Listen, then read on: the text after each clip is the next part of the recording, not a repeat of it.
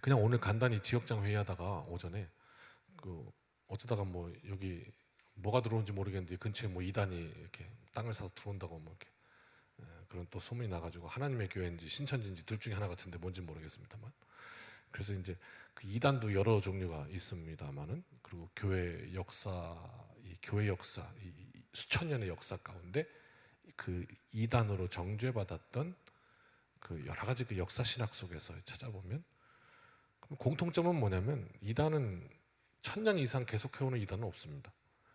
그때 잠깐 생겼다가 또 사라지고 생겼다 사라지고 이것을 반복한 게 이제 이단이고, 그 가운데 계속 맞서 싸우면서 이렇게 또 견뎌오고 이어왔던 것이 이제 기독교인 것이죠.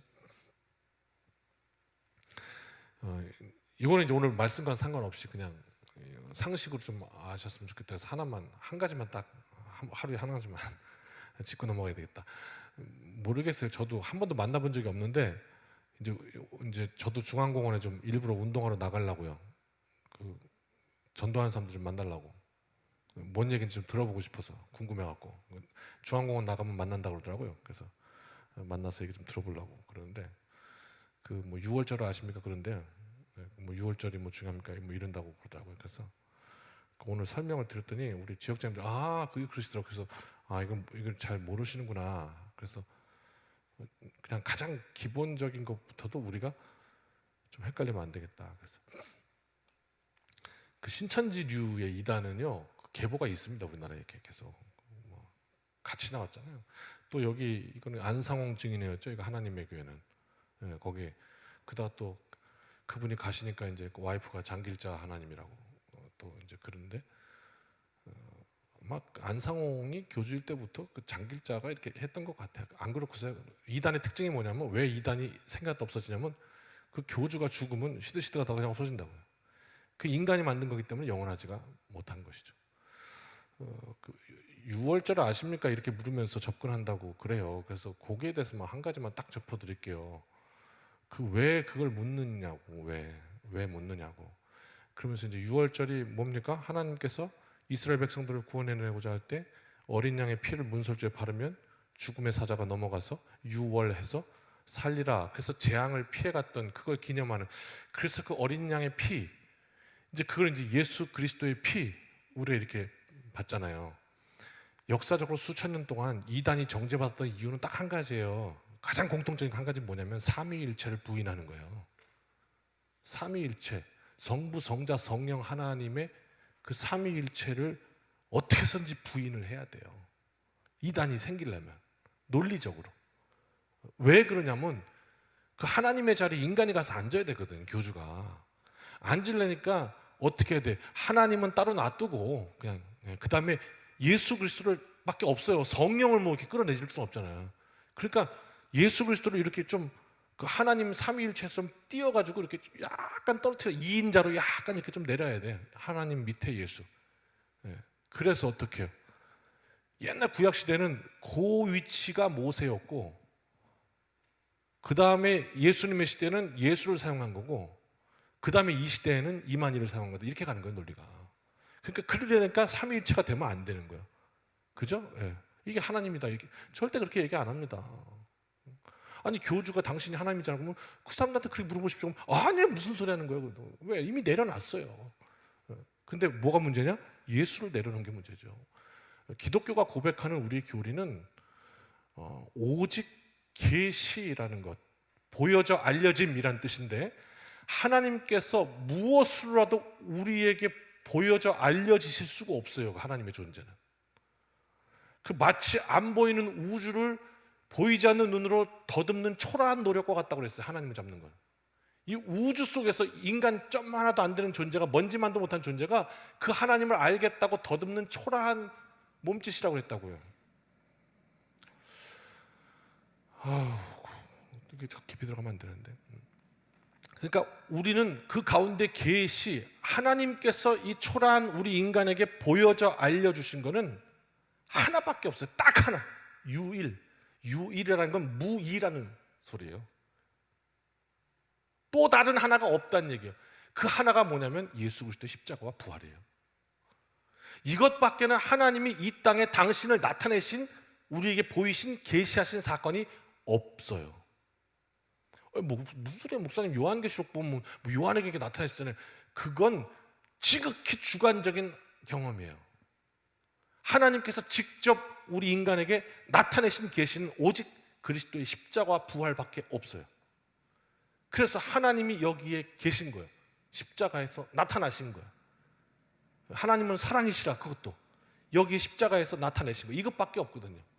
그런데 그게 아니라는 거예요. 그거 말고 또 있다는 거예요. 그래서 그때는 예수를 사용한 거고 지금은 뭐 약속의 목자를 사용한다는 거예요. 이렇게 논리를 펼 수밖에 없기 때문에, 그러다 보니까 어떻게 해요? 유월절을 얘기할 수밖에 없는 거예요. 왜? 유월절을 지나 예수 그리스도에서 완성됐으니까, 완성이 됐으면 이제 예수 그리스도만 있으면 되는데, 아니요, 그 사람들은 또 필요한 거예요. 다른 게. 그래서 유월절은 하나님이 말한 거잖아요. 그러니까 이것도 지켜야지. 그 지금 예수 그리스도는 뭐 그것도 그때 그 당시에는 지켜야지. 그러니까 지금은 이걸 지켜야지. 이렇게 가기 위해서 유월절을 얘기할 수밖에 없는 거예요. 하나님 말씀하신 거잖아요. 근데 우리는 기독교에서는 그렇게 얘기하지 않아요. 거기서부터 시작해서 예수 그리스도에서 완성된 것이에요. 완벽하게. 그러니까 이런 거를 알고 계시면 왜 여러분들이 뭘 갖고 이렇게 늘어지려고 하냐. 왜? 유월절은 우리도 아는 거거든. 그게 나쁜 게 아니거든. 은혜로운 거거든요. 어린 양의 피로 넘어갔다는 거 얼마나 좋은 거예요. 그러니까 뭐 안식일을, 거기도 안식일 지키잖아요. 토요일날. 왜 주일을 지키냐. 그렇게 갈 수밖에 없죠. 토요일을 안식일을 지켜야지. 이렇게 갈 수밖에 없죠. 왜? 그는 모세, 예수, 뭐 장길자 이렇게 얘기해야 되니까. 그러니까 이게 구약이랑 구약의 모세와 예수를 같이 동급으로 놔야 거기에 자기 교주도 끼기 때문에 이게 중요한 거야, 안식일이. 그래서 안식일을 지켜야 한다고. 왜? 예수를 조금 내려야 되거든. 예수님이 모든 생명의 주인이시기 때문에 우리는 부활하신 주님을 기억해서 주일을 지키는데, 그렇게 하면 교주가 거기에 주인 될 수가 없는 거예요. 그러니까 자꾸 안식일로 삐지는 거지 또. 그러니까 모든 논리가 그렇습니다. 이단은 그거 하나만 체크하셔도 많은 이단이 걸러집니다. 뭐요? 삼위일체. 셋이 하나요? 하나가 셋인. 그렇게 일하시는 하나님이심을 우리는 믿습니다. 이것이 우리의 교리예요.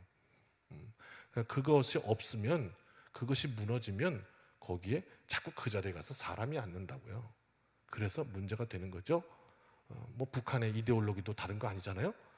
그 자리에 슬그머니 김일성이 가서 앉아야 되는 거고, 지금 김정은이 가서 앉아야 되는 거죠. 그러니까 어떻게 해요? 오직 하나님밖에 없다, 오직 예수다 하는 걸 받아들일 수가 없는 거예요. 그래서 어떻게 기독교를 핍박하는 거예요. 간단하죠. 공산주의가 왜 기독교를 말살하려는 거? 그들의 이데올로기를 피려면 그 교주가 사람 신의 자리에 앉아야 되는데 그게 용납이 안 되거든, 기독교는. 그러니까 없애야 되는 거죠. 이제 이렇게 되는 겁니다.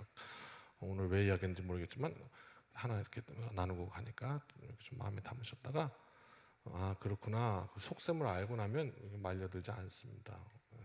그래 하다가 이렇게 말린단 말이에요. 자, 이제 오늘 말씀, 전도서의 말씀을 다시 한번 보면서 하나님, 또 예수 그리스도, 성령 하나님의 은혜, 삼위일체 하나님의 은혜가 오늘 이 밤에도 우리와 함께 하기를 간절히 바랍니다. 11장 1절입니다. 1절부터 같이 읽을까요? 오늘 말씀의 제목이 내 떡을 물 위에 던지라 그랬습니다. 이게 무슨 뜻인지 찾아가 봅시다. 1절입니다. 시작. 너는 내 떡을 물 위에 던져라. 여러 날 후에 도로 찾으리라. 떡에 해당하는 단어는요, 이렇게 둥근 과자 모양, 옛날 만나 뭐 그런 거 비슷합니다. 이렇게 우리로 따지면 뻥튀기 아시죠? 뻥 하면 이렇게 접시 모양으로 이렇게 나오잖아요. 뭐 그거를 이제 떡이라고 표현한 거예요. 그게 주식입니다, 이스라엘에. 이제 그거를 여러분 물에다가 이렇게, 오늘 물에 던지라잖아요, 그죠? 물 위에 던져라. 그걸 이렇게 물 위에 딱 던지면 어떻게 될까요? 뭐 많이 가면 녹아버리겠지만 어느 정도는 물에 이렇게 둥둥둥둥 이렇게 떠서 가겠죠. 그 던지래요. 그러면 어떻게? 여러 날 후에 도로 찾으리라. 그래서 이거를 이제 이 구절에 관해서 몇 가지 해석이 있습니다. 주석서를 찾아봤는데 주석마다 다 달라가지고 어떤 해석을 따라야 될까 하고 이제 고민이 되는 구절인데, 이제 여러 주석을 찾고 나서 고민할 필요가 없음을 알게 되었습니다. 왜? 이거건 저거건 하고자 하는 말이 같았기 때문입니다. 그래서 이제 고민할 필요가 없는데, 몇 가지 해석을 소개해드리면, 뭐 이 떡을 물 위에 던져라는 떡을 뭐 씨로 비유해서 네가 뭔가를 심으면 나중에 도로 찾으리라, 뭐 거둘 것이다, 이렇게 해석한 것이 1번. 그 다음에 뭐 물 위에 던지라 그랬으니까 물이라는 그 소재를 사용했으니까 이거는 이제 바다에 해당되는 거다. 그래서 해상무역이다. 그래가지고 배에 상품을 싣고 물 위에 던져라, 내 떡을. 그랬으니까 네가 가진 자본을 물에다가 던져라, 배를 타라, 해상에다 던지면 그리고 여러 날 후에 그렇게 계속 배를 떠다니면 어느 날인가는 그를 팔아서 이익을 가질 날이 올 거다. 뭐 이렇게 해상무역과 관련해서 해석한 해석도 있고요. 3번, 대가를 바라지 않고 누군가에게 좀 베풀어라. 내 떡을, 네가 먹을 떡을 좀 남에게 이렇게 베풀어라, 던져라. 그러면 그것이 너의 선행이 굉장히 아름답게 너에게 열매로 돌아올 것이다. 뭐 이런 해석이 3번. 자, 이제 이런 세 가지 정도 해석을 소개해 드리는데 정확히는 알 수 없지만 이 세 가지 해석에 모두의 공통점이 하나 있습니다. 대가를 바라지 않고 행하는 우리의 어떤 수고 또는 우리의 어떤 자선, 선, 착한 행동, 하나님 보시기에 이게 언젠가 내 인생에 유익이 될 거다, 이익이 될 거다. 그럼 또 되게 이기적인 느낌이죠, 그렇죠? 그 말 참 아다르고 어다르다고. 유익이 될 거다. 그러면 좀 더 비슷할 것 같아요. 네가 대가를 바라지 않고 순수하게 그냥 베푼 그 선, 착한 일, 그것이 언젠가는 너에게 네 인생에 유익이 될 거다라는 거에는 이제 이 말씀에 어떤 해석도 맥이 같아요. 그렇습니다. 대가를 바라지 않고 행하는 수고, 자선. 이거를 그냥 남에게 말씀을 이렇게 하면 별로 재미없고요. 졸려요. 근데 오늘 이 말씀을 내가 한번 써보면 재미있어요. 그래서 여러분께 여쭙는 거예요. 여러분, 한 가지 여쭐게요. 분명 우리는 포크인가요? 유튜브에 혹시 보신 적 있나요? 뭐 그런 이렇게 아름다운 이야기들, 뭐 누가 선행을 했다가 동물을 구해줬다가 뭐 이렇게 뭐 까치발 고쳐줬다가 뭐 이렇게 씨를 아닌가? 옛날 얘기인가? 박씨를 물고 오고 막 이런 거, 그런 류의 막 감동적인 이야기들을 막 유튜브로 막 한 걸 보면서 남들이 착한 일을 하고 상 받은 이야기 있잖아요. 예전에 뭐 그런 것도 있었죠. 이경규 씨가 하는 뭐 칭찬합니다인가 뭐 이렇게 몰래 카메라로 뭐 이렇게 하고 착한 일 하는 사람 뭐 이렇게 찾아고 상 주고 뭐 이런 것도 있었고, 아무튼 그런 선행에 대한 기사들을 이렇게 보면 굉장히 감동을 받고 또 때로는 그렇게 사는 삶이 부럽기도 하고, 그게 뭐 TV에서 나오건 유튜브에서 나오건 그게 교회에서 이 재단에서 하는 간증이든 하여튼 그런 이야기를 들으면서 굉장히 감동을 받잖아요. 감명 깊고 나도 그렇게 살고 싶다, 부럽기도 하고. 그런데 여러분께 한번 질문을 드리겠습니다. 지금 여러분이 가진 거, 지갑 얼마 가지고 계세요? 뭐 여러분의 자산일 수도 있고 뭐 집일 수도 있고 차일 수도 있고 여러 가지, 여러분의 가진 그 지갑, 그거 아무 조건 없이 열면 그게 돌아온다고 믿으세요?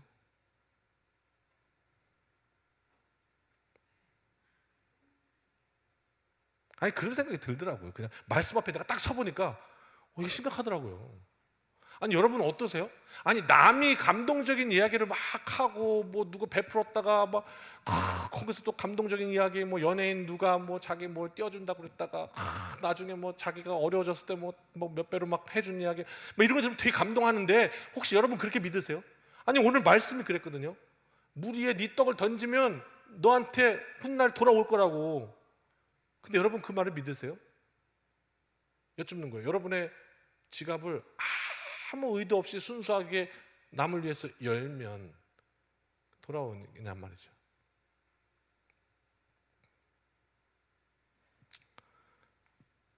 그렇게 생각하십니까? 우리는 왜 고민할까요? 그런 체험을 하기도 합니다. 제가 뭐 몇 번 이렇게 간증으로 드렸습니다만은 제 인생에 그렇게 신비한 거는 몇 개 안 돼가지고 그걸 매번 같은 건데 또 말씀을 드립니다. 그거요. 근데 꼭 그런 역사는 그 재수 중에 이렇게 돈이 많을 때는 일어나지 않더라고요. 재수 중에 돈이 2만 원 남았는데 그 2만 원 그걸 요구할 때 꼭 역사가 일어나더라고요. 참 희한하죠. 아니 미국에서 그렇게 배고파서 나도 고기 좀 먹고 싶어서 그거 난 그 잊을 수가 없어요. 난 그 마트에 가가지고 그거 벌벌벌벌 떨면서 그 2팩을 샀다고요. 요만한 거에 딱 한 500g짜리 2팩, 500g 더 되나? 2팩 샀다고요. 그래서 그걸 못 먹고 냉동실에 넣어놓고 계속 쳐다만 보는 거죠. 자린고비 뭐 먹듯이 그냥 쳐다보는 거예요. 근데 청년 애들이 온대는데 우리 집에 대접할 게 아무것도 없어요. 우리가 그때 교회 살았거든요. 교회 안에 지금 지하실 가면 지하실에서 저쪽 맨 끝에 가면은 여성교회 뭐 냉장고 있는 방 있죠. 거기가 옛날에 집이었거든요. 혹시 아시는지 모르겠어요. 딱 고만한 집이었어 우리 집이. 예. 거기에 사는데 넓지 않거든요. 그 좁은 집에 뭐 한 10명이 찾아온다는 거죠. 그래서 먹을 거를 해달라니까 어떻게 갖고 이거를 다 넣었다고 눈물을 먹으면서 와이프가 찜을 해서 준다고 다 놓고 찜을 했다고요. 근데 진짜로 한쪽도 못 먹고 다 처먹더라고요. 야, 어쩌면 전도사님 한 입 좀 먹어봐요. 한마디를 안 하고 다 먹냐. 눈물 나게. 그렇게 신나게 먹었어요. 그리고 대접했다고. 그 뭐 대가가 뭐 백가 바라는 게 있어요? 어떻게 온다니까 어떻게 빈손으로 굶길 수는 없고 애들 배고프다고 유학생들이니까 다 집이 없잖아요. 엄마 떠나서 미국에 살이 와서. 아니 우리 교회 증인들도 있어요. 그때 왔던 이들 있어요. 김민종 집사님 이런 이들 그때 학생이었다고요. 와가지고 얼마나 잘 먹는지. 아유 근데 그 애들이 다 먹고 나가는데 세상에 그러잖아요. 네, 그랬더니 알지도 못하는 그 당시에는 그 교회 간 지 얼마 안 됐을 때니까 잘 몰라 교인들도. 근데 그러면서 한 노처녀 집사님이 전도사님 새로 오셨다고 그러는데 이거 좀 한번 드셔보시라고요. 그러고 갖고 왔는데 제가 샀던 팩이랑 정확히 똑같은 데서 똑같은 그람수를 갖고 온 거예요. 2팩을 들고 서 있는 거 이러고 드셔보시라고. 저는요 이걸 아니 난 지금도 설명이 안 돼. 그거를 우연이라고 해석하라고요. 그 타이밍에 그 똑같은 걸 사가지고 그걸 우연이라고 해석하는 게 합당할까요? 이게 이성적일까요? 아니면 하나님이 너 내가 보고 있었어. 진짜 아까웠지. 그래 아까운 거 준 거 알아. 내가 너 지켜주는 거 꼭 기억해. 그리고 탁 들고 서 있는데 그분이 이거는 하나님이 하셨구나. 그러고 나니까 회개가 터지더라고요. 그냥 좀 줄 걸 그냥. 그걸 그냥 아깝다고 섭섭해하면서 원망하면서 이놈 새끼들 한쪽 먹어보라는 소리도 안 하고 그러면서 그냥 툭툭하면서 줬던 게 너무 부끄러운 거예요. 그분 딱 들고 서 있는 거 보니까 회개가 나오더라고요. 하나님 역사를 보니까 회개가 나오더라고요. 그랬다고요. 또 말씀드렸잖아요. 그렇게 애들을 먹이다 보니까 우리 교회 이제 몇 분 계세요. 정세림, 또 뭐 김민종 이런 친구들 그때 같이 있었는데 자기들이 얼마나 많이 먹었는지 자기들도 알아요. 와가지고 그냥 다 동을 내요. 그냥. 그러니까 없어요. 어떻게? 그런데 기적이 일어났다고요. 교인들이 우리 집에 자꾸 오는 거예요. 여기서 청년 애들 먹인다면서요. 그리고 라면 한 박스, 쌀 10kg 그냥 막 사갖고 와서 우리 창고를 채우기 시작하는데 나는 창고가 넘치고 또 넘칠 거라는 건 나 그때 처음 알았어요. 우리가 식비를 사용을 안 했어요. 왜냐면 계속 사다가 채워놓으니까 이게 계속 꽉 차는 거예요.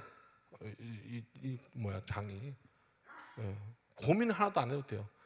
게다가 이 청년들이요, 한 학기 마치더니요, 우리 집에 하루는요, 혹시 아셔요? 그 편의점 가면 그 스타벅스 커피 이렇게 유리병에 드는 거 있거든요. 그거 되게 비싸요. 하나에 뭐 3,000원 넘는. 그때도 그 비싼 거였는데 그걸요, 애들이 거기 학교 다니는 애들이 한 20명 가까이 되는데 그 20명 애들이 하나같이 손에다가 그 스타벅스 병을 한 30개씩은 되는 것 같아요. 그렇게 들고 왔어요.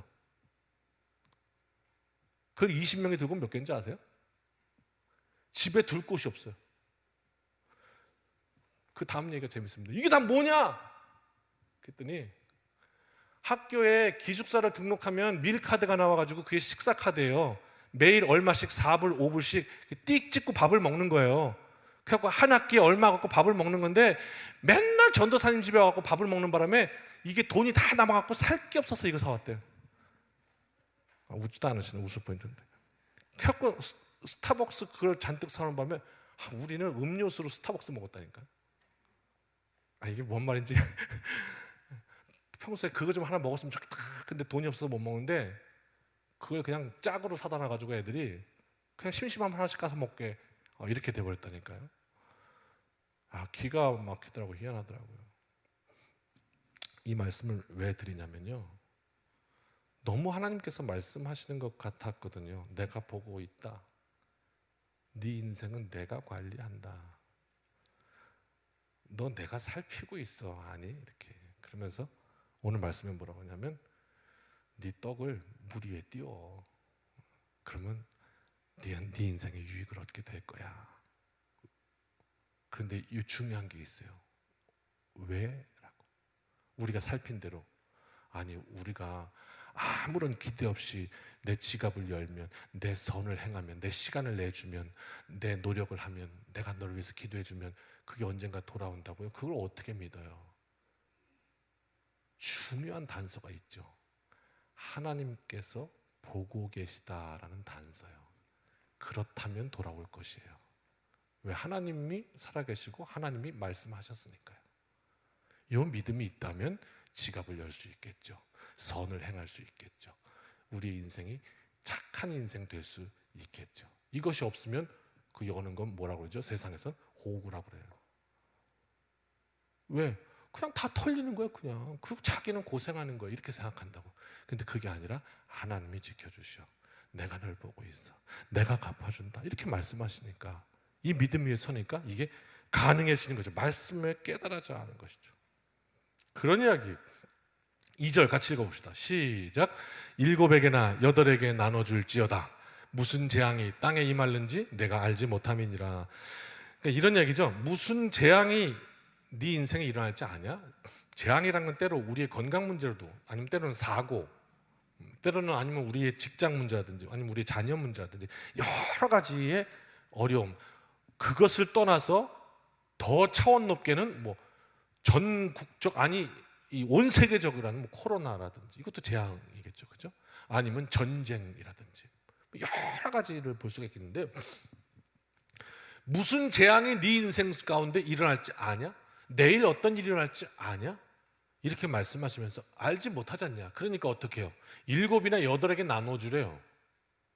이거 뭐 그냥 어떻게 해석해야 될까요? 주식, 증권? 이걸로 보면 뭐 계란 한 바구니 담지 말라, 뭐 이런 이야기인가? 이런 이야기도 뜻도 될 수 있어요.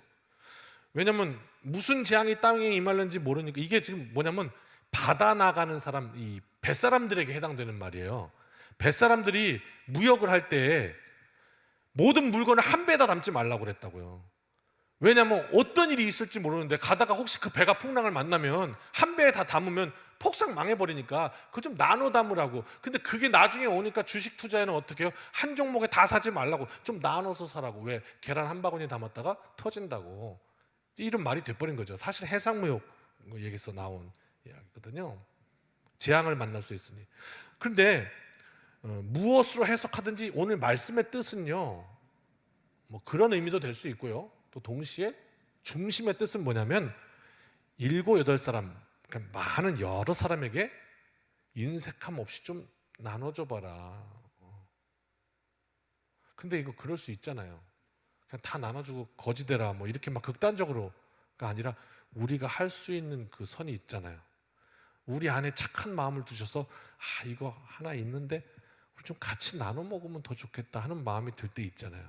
근데 한쪽에서 또 싸우잖아요. 야, 그걸 왜 나눠주니? 갖다 네 새끼 주지. 막 이렇게 여러 가지 마음에 이렇게 고민하지 않습니까? 모든 사람에게 인색함 없이 나눠주라, 그런 의미가 되면서요, 심각한 말씀이 나옵니다. 3절입니다. 같이 읽을까요? 시작. 구름에 비가 가득하면 땅에 쏟아지며 남으로나 북으로나 쓰러지면 그 쓰러진 곳에 그냥 있으리라. 이 말씀의 순수한 뜻은요, 구름에 비가 가득하면, 구름에 습기가 가득 먹으면 뭔 뜻인지 아시겠죠? 구름에 물기가 가득하면 어떻게 돼요? 비가 와요. 떨어지죠. 결국 무거워지니까 떨어지잖아요. 그게 비가 오는 원리잖아요. 구름에 비가 가득하면 땅에 쏟아져요. 그 다음에 나무가 남쪽이든 북쪽이든 어디로 탁 쓰러졌어요, 이렇게. 그럼 걔는 그냥 가만히 있죠. 맞죠? 쓰러진 놈이 갑자기 뭐 그 천둥 한 번 친다고 야 이럴 때가 아니야 그러고 벌떡 일어납니까? 아니잖아요. 쓰러진 놈은 그냥 계속 쓰러져 있잖아요. 그 얘기 하는 거예요. 그럼 이게 무슨 뜻일까? 구름에 비가 가득하면 땅에 쏟아져요. 당연히 쏟아지겠죠. 그런데 문제는 뭐냐면 언제 쏟아질지를 우리가 모른다는 거죠. 구름이 가득해, 지금 먹구름이 가득 꼈어요. 그럼 어떻게, 아이고 비가 오겠구나 하는 걸 알죠. 캄캄해지니까 비가 오겠구나. 그런데 그 비가 언제 오는지를 모르는 거예요. 이게 지금 뭐 과학이 아무리 발전했다고 해도 아직도 몰라. 그래서 어떻게 기상청을 뭐라고 부르죠? 모르십니까? 기상청을 오보청이라고 부르잖아요. 계속 틀려. 비 온다 그러면 안 오고, 안 온다 그러면 오고, 막 너무 틀리니까 오보청이라고 부르는 거예요. 그 과학을 들이대도 못 맞춰요. 아니 비가 올 거는 알아요. 구름이 컴해지면 비가 오겠구나는 아는데 언제 올지를 모르는 거예요. 이거 묘한 얘기입니다. 묘한 얘기. 비가 올 징조가 보여. 근데 언제 올지는 몰라. 그러면 우산을 준비하는 게 맞는 거예요? 안 준비하는 게 맞는 거예요? 이런 얘기를 하는 거예요. 확실한 게 있죠. 확실한 건 뭐냐? 구름에 습기가 많으면 조만간 비가 온다는 게 확실한 거죠. 그리고 바람이 불어서 나무가 쓰러졌어요. 그 나무는 그냥 쓰러져 있는 거예요. 뭐 나무가 갑자기 음악 틀어줬다고 신난다고 벌떡 일어서 갖고 갑자기 막 뿌리가 다시 연결되고 뭐 이런 일은 없어요. 우리 사람을 표현하는 거예요. 한 치 앞을 내다보지 못하는, 구름이 낀다고 오겠구나라는 것까지는 우리가 알 수 있는 우리 영역이에요. 비가 오겠구나까지는 한번 잘 보셔야 돼요. 우리 인생을 어떻게 예측하는지. 아, 이런 일이 일어나겠구나까지는 알아요. 근데 그게 언제인지는 몰라요. 알 수가 없어요. 나무같이 부러져요? 그럼 우리는 다시 회복할 수 없어요. 이게 우리 인생이에요. 그런 연약한 인생이라고요. 한번 생각해 보십시다. 요즘 아주 환율이 미쳤죠. 뭐 어떤 공포가 드냐면, 공포감이 드는 게 뭐냐면 이러다가 나라가 망하겠는데 뭐 이런 공포감이 들어요. 1,400원 이제 막 넘어간다고 그러는데, 하긴 뭐 IMF 때를 생각하면 뭐 1,800원, 뭐 2,000원 막 갔었는데 하여튼 그래요. 자 보십시오. 온 세계가 경제 때문에 지금 난리예요. 그리고 이게 수습이 되려면 지금 빨리 잘 돼야 되는데 수습이 될 기미가 안 보여. 왜? 저기 전쟁이 끝날 기미가 안 보여. 러시아랑 우크라이나는 연일 갖다 붙고 이제는 곧 뉴스에 핵이라는 말이 나올 것 같아요. 터뜨렸다. 지금 뭐 일보 직전이에요. 그게 뭐 미래 얘기가 아니죠. 우리 코앞에 닥친 얘기예요. 근데 이제 그것도 모자라서 특히 이 전 세계 지구 가운데 우리 너무 안전불감증인 것 같아요. 지금 나라 국경에서 이렇게 서로 포 쏴대고 막 공격하고 이런 땅이 우크라이나, 러시아 말고 우리밖에 없어요. 우리는 지금 전쟁 중인 나라잖아요. 그죠? 아직 전쟁 끝나지 않았잖아요. 그리고 군사협정 맺어서 거기는 서로 안 쏘기로 한 건데 지금 막 쏘고 난리가 났잖아요. 그럼 어떡할 거야? 그런데 좀 답답한 부분도 있더라고요. 그냥 개인적으로 너무 단순하게, 제 생각에 옳지는 않지만 뭐 다 사정이 있어서 그렇겠지만 그냥 막 승질 같아서는 그냥 좀 한번 그냥 그 핵시설은 어떻게 좀 강제로 좀 했으면 좋겠는데 그게 잘 안 되잖아요. 아무튼 지금 이 전 세계가 그런 공포 가운데 있어요.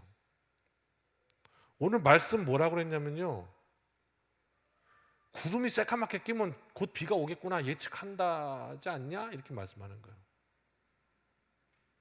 뭐 좀 심각하지 않냐 요즘? 그거 좀 느껴지는 바 없니? 이렇게 얘기하는 거죠. 그게 언제인지는 모르지만. 그 이제 제가 이제 뭐 겁주려고 이렇게 하는 얘기가 아니라 생각해 보자는 거예요. 그러니까 오늘 말씀을 내 삶으로 어떻게. 자, 한번 생각해 봅시다. 지금 전 세계 상황이 이렇고 대한민국 상황이 이렇고 우리 상황이 이래요. 그럼 이런 상황 가운데 우리가 지금 이제 말레이시아 선교를 하고 있어요. 그러면 그것도 착한 일이에요. 선한 일이에요. 왜? 그거 없어서 케어가 안 되는 아이들, 당장 먹을 게 없어서 굶어야 되는 아이들, 우리가 쓸 수 있는 자원으로 그들에게 지갑을 열어서 그들을 살려내고 있거든요. 꿈 못 꾸던 애들이 꿈을 꾸고 있고요. 자, 그랬어요. 한번 봅시다. 그럴 리는 없지만, 그래서는 안 되지만 구름의 습기가 많으면 비가 온다니. 남북이 계속 긴장 상태고 러시아는 우크라이나 공격하고 있고 세계 경제는 계속 악순환이 반복되고, 그러면 나도 죽겠다 나도 죽겠다, 그치만 그 가운데 나는 살자 나는 살자, 이렇게 계속 점점 더 긴장이 극도에 달한다면 그 사태가 어떻게 흘러가는지는 아무도 알 수 없고요. 그래서 어떻게 이 땅이라도 혹시나, 그냥 혹시나요, 말씀을 이해하기 위해서 가정하는 거예요. 이 땅에 전쟁이 발발했다. 요즘 뭐 핵폭탄 터지면 어떻게 하라고 막 이런 유튜브 나오대 보니까. 전쟁이 발발했다. 그래서 이 땅, 그래서 우리가 다 도망갔다. 피난을 갔다. 어디로? 말레이시아로. 아니, 가정을 해보자고요. 억지지만 가정을 해보면 뭐가 달라지니까. 그랬더니 그 난민학교에서 우리한테 도움을 주셨던, 그런데 일본에 이렇게 어렵게 됐구나 하면서 호의를 베풀었다. 누추하지만 잘 수 있는 공간도 좀 해주고, 먹을 것도 그들이 열심히 해가지고 줘주고, 뭐 이렇게 막 살 수 있도록 도와줬다. 이렇게 한번 그냥 가상 시나리오를 그려봤어요. 말도 안 되지만. 무슨 말을 하려는 거냐면요, 구름에 습기가 많은 걸 봐서 비가 곧 오겠구나, 이 징조가 보인다면, 만약 하늘을 봤더니 캄캄해요. 그렇다면 우산을 준비하는 것이 결코 미련한 건 아니겠구나, 요거 말하려고 하는 거예요. 그렇다면 우리 앞에 있는 징조는 뭐죠? 확실한 징조는, 성경은 오늘 전도서에 흐르는 것은 우리의 선하게 살아야 되는 그 이유를 여기서부터 가지고 와요. 그렇다면 구름을 보고 비가 오겠구나라는 사실을 안다면, 언제인지 모르지만, 그렇다면 그와 마찬가지로 너 인생의 종착역이 어딜지 확실하게 징조가 있는데, 언제인지 모르지만, 그러면 거기에 대해서는 대비해야 되는 거 아니니? 라고 말씀하는 거예요. 그렇잖아요. 내일 아침에 일어나면 해가 뜨는 것만큼 확실한 게 뭐예요? 우리 앞에 날수가 유한하다는 거에 정해져 있다는 거예요. 우리 한 명도 예외 없이 그렇습니다. 그러면 그 징조를 우리가 안다면 그걸 준비하는 것은 결코 미련한 게 아니다. 알면서도 몰라 그러고 사는 게 미련한 거지. 이제 저도 아버지가 이제 그 암투병을 하셨고,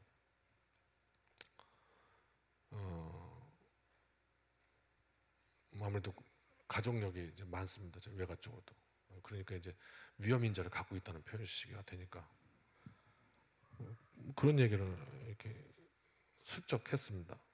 혹시라도 내가 발병되면 숨기지 말고 알려달라.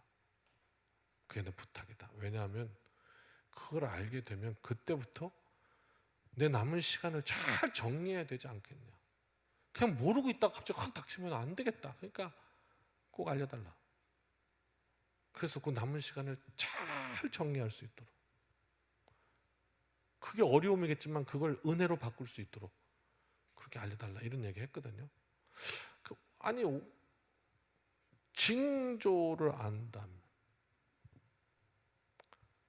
하나님이 살아계시고, 그리고 하나님이 지켜보고 계시고, 말씀하신 대로 우리가 우리에 맡겨진 이 허락된 시간을 정말 선하게 산다면, 그 선한 역사를 위해서 산다면, 그리고 그것을 지켜보고 계시고 섭리하시는 하나님이라면, 우리가 대가를 바라지 않는 선을 행하는 삶, 오늘 말씀에 이거는 결코 손해보는 것도 아니요 무가치한 일도 아니다. 우리가 살면서 할 수 있는 가장 하나님 앞에서의 고귀한 일이다. 그게 꼭 뭐 우리 전 재산을 다 줘야 되는, 아니 그런 차원을 넘어서서 우리의 삶의 중심이 언제나 도울 사람 없습니까? 오늘 내 삶을 필요로 하는 이가 없습니까? 그래서 나의 삶을 내어주는 거예요. 이런 거. 우리 이광자 권사님 뒤에서 이렇게 끄덕끄덕하고 계셔서, 우리 권사님이 그 이제 집 소개하시지 않습니까? 근데 이제 아마 그 제 느낌에는 저 정도 그 연륜이 되시면 손님이 딱 들어오면 아, 이거 돈 되겠구나. 아, 이거 안 되겠구나. 그냥 딱 한마디 보면 아실 것 같아. 저 정도 되면 이게 집 살 사람이구나. 아니면 그냥 이렇게 지나가는 바람이구나. 알 것 같아요. 근데 그래도 네가 나한테 도움이 안 될 것 같아도 그래도 내가 너한테 오늘 호의를 베풀리라. 그리고 베풀고 혹시 기회가 돼서 예수 믿으세요? 한마디 할 수 있다면 오늘 그게 내 상급이다. 그것만큼 고귀한 일이 없다는 거죠. 대가를 바라지 않고 그러면 하나님이 보고 계실 거다.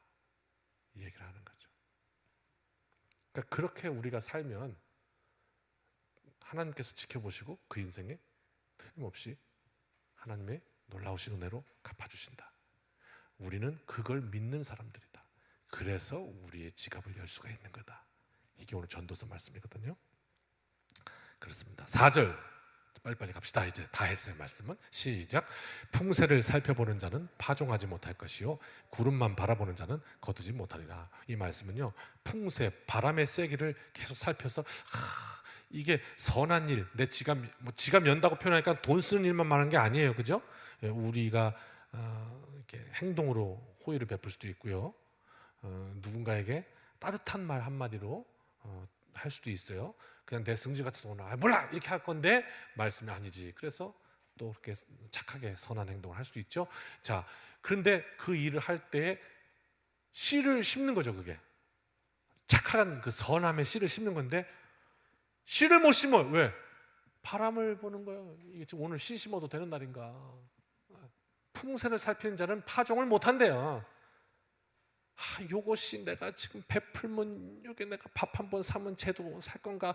이거 재다가 씨를 못 심어. 시간을 놓친다는 거죠. 구름만 바라보는 자는 거두지 못한대요. 염려하는 거죠. 저거 어떻게 비 오면 어떻게? 염려만 해. 그리고 아무 일도 안 해. 못 거둔다. 이런 얘기하는 거죠. 혹여 심었다가 씨 날아가면 어떡하나? 헛수고하면 어떡하나? 괜히 선한 일 했다가 그냥 아무런 돌려받지도 못하고 호구되면 어쩌나? 그런 고민하다 파종을 못한대요. 선한 일을 할 수가 없대요. 씨를 심어야 열매를 맺을 텐데 심지를 못해요. 걱정이 많아서 손해볼까 봐. 구름을 바라보는 것도 염려가 많아서. 하나님에 대한 신뢰가 있어요. 있는데 자꾸 막상 하나님의 뜻에 따라서 믿음을 갖고 발을 내밀려고 그러니까 머뭇거리는 거예요. 자꾸 흔들려. 왔다 갔다. 아니, 하나님에 대한 믿음이 있는데 갈까 말까 이게 안 되는 거예요.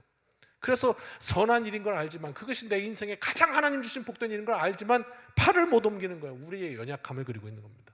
그게 우리 인생이다 하는 거예요. 5절 같이 읽습니다. 바람의 길이 어떠함과 아이 벤 자의 태에서 뼈가 어떻게 자라는지를 내가 알지 못함 같이 만사를 성취하시는 하나님의 일을 내가 알지 못하느니라. 바람이 부는 걸 느낄 수는 있죠. 지금 바람이 부는구나. 그러나 여러분, 그 바람이 나에게 불어와서 어디로 가는지 그 바람의 길을 알 수 있습니까? 그건 없습니다. 알 길이 없어요. 이 바람이 어디로 가는 건지는 알 길이 없어요. 아이를 뵌 자가, 태아에 있는 아이가 뼈가 어떻게 자라는지 알 길이 없습니다. 아무리 생명도, 아무리 과학이 발전하고 의학이 발전했다지만 권위 있는 의사들의 말을 들어보십시오. 의학이 할 수 있는 일이 아주 적습니다. 모든 치료라는 게 그렇습니다. 그 병을 몰라요. 그래서 그런 병에는 대충 이런 약을 써서 결과를 보는 겁니다. 효험이 있는지 없는지. 없으면 약 바꾸고, 있으면 계속 쓰고. 그게 의학입니다. 이 약에는 이 약을 쓰면 이거 좋아집니다. 이게 몇 개 없습니다. 감기 하나도 똑바로 안 낫습니다. 그래서 감기 그러면 대충 기침한 다음에 이 증상의 대증 치료를 하는 거지 그 정확하게 못 잡아요. 그래갖고 어떻게 해요? 그냥 골고루 약을 막 세게 이거 저거 다 넣어갖고 그냥 몸에는 안 좋지만 세게 진 그런 약 한번 먹으면 낫죠. 왜? 약 10개씩 주니까 10개 중에 하나 맞을 테니까. 그러면 이제 사람들 뭐라고 하냐면 그 병원 용하다. 근데 아닌 거죠, 사실. 그렇게 세게 짓는 약은 더 좋다고 볼 수는 없는 거예요. 다 좋은 거예요. 자, 이렇게요. 우리 과학이 아무리 발전했다고 하지만 굉장히 한계를 가지고 있습니다. 하물며 만사를 성취하시는 하나님의 일을 우리가 알지 못하잖아요. 5절 말씀입니다. 6절 같이 읽습니다. 너는 아침에 씨를 뿌리고 저녁에도 손을 놓지 말라. 이것이 잘 될는지 저것이 잘 될는지 혹 둘이 다 잘 될는지 알지 못함이니라. 너는 아침에도 씨를 뿌리고 저녁에도 일해라. 왜? 아침에 씨 뿌린 게 대박 날지 저녁에도 일한 것이 대박 날지 둘 다 대박 날지 알지 못함이다. 이렇게 말씀하는 거예요. 무슨 말씀이죠? 손 놓지 말라는 거예요. 포기하지 말라는 거예요. 그러니까 어차피 우리가 하나님 하시는 일인데 우리 알 수도 없고 우리가 한다고 되는 일도 아니고 그러니까 그냥 아유 몰라 그럼 아무것도 안 해. 그러면 안 된다. 끊임없이 하나님이 내 인생을 통해서 일하실 수 있도록 내 손을 계속 내어드리자.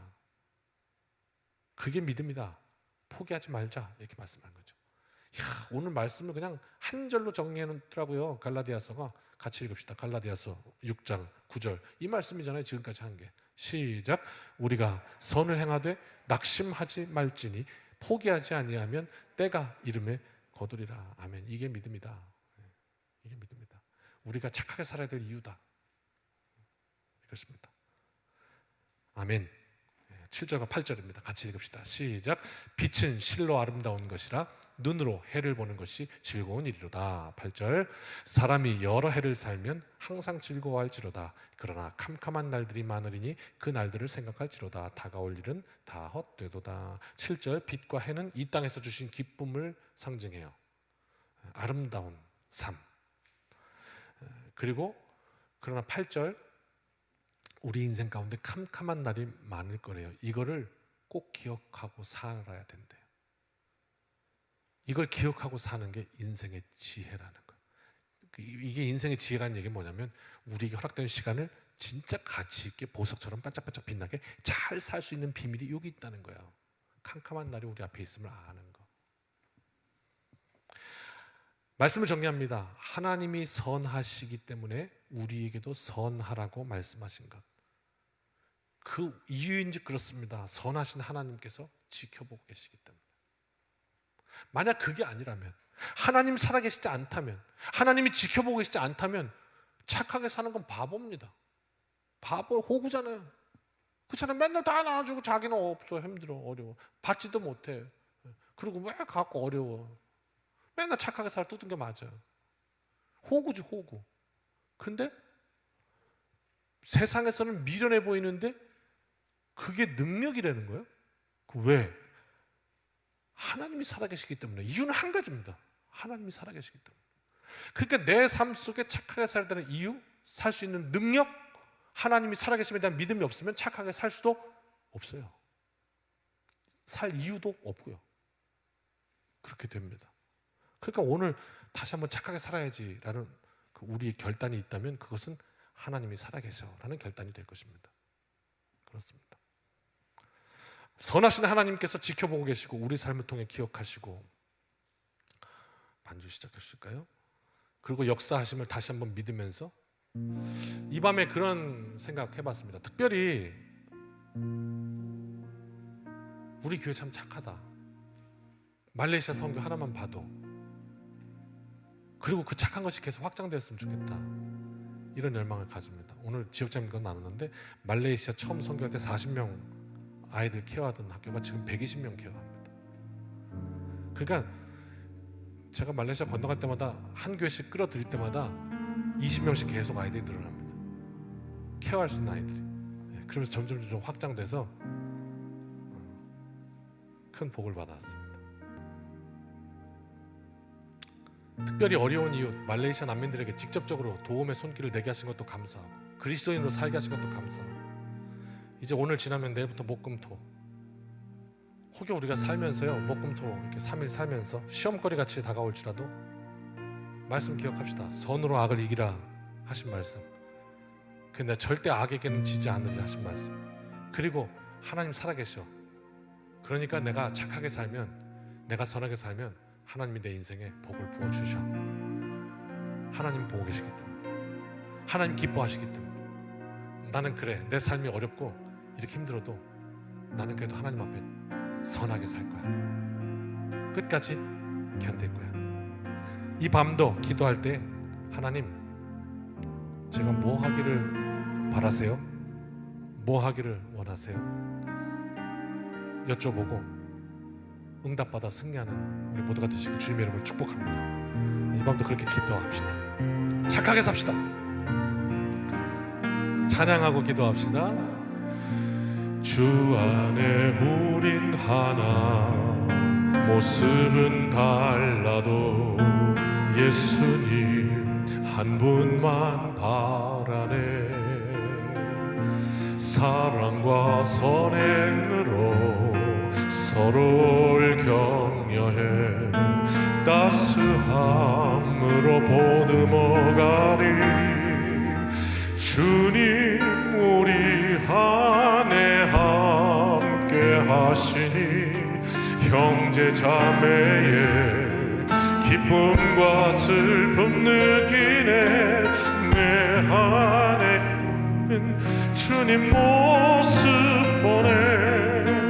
그분 기뻐하시네.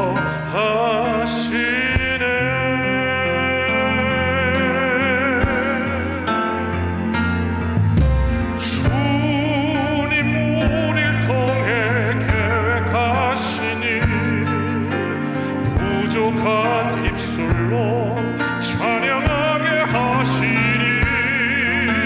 주님 우릴 통해 계획하시니 너를 통해 하실 일 기대해. 주님 안에 우린 하나, 주 안에 우린 하나, 모습은 달라도 예수님 한 분만 바라네.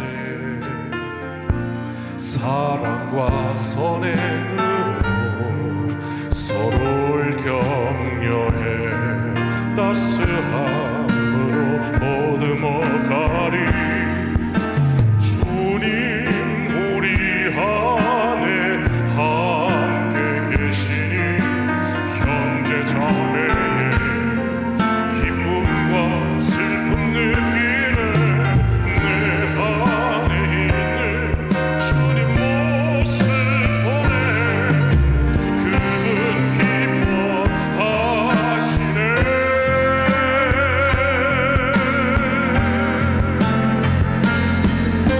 주님 우릴 통해 계획하시니 부족한 입술로 찬양하게 하시니. 주님 우릴 통해 계획하시니 너를 통해 하시. 우리 다 일어서서 한번 축복하면서 찬양합시다. 주님 우릴 통해 계획하시니 부족한 입술로 찬양하게 하시니. 주님 우릴 통해 계획하시니 너를 통해 하실 일 기대해.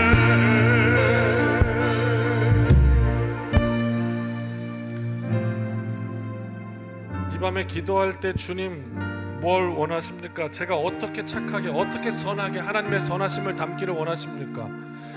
내일부터 시작되는 이 3일 어떻게 살기를 원하십니까? 하나님 알려주십시오. 응답해 주십시오. 하나님 원하시는 바를 제가 깨달아 알게 해주십시오. 그래서 그 하나님의 뜻을 따라간 그 삶 가운데 하나님이 보고 계시고 하나님이 지켜주시고 하나님께서 부어주시는 그 은혜로 제 삶의 창고가 넉넉하게 하나님의 역사들로 가득하게 주님 내게 복의 복을 더하여 주십시오. 우리 이 밤에 그렇게 기도했으면 좋겠습니다. 우리 간절히 주님의 이름 3번 부르고 우리 기도합시다.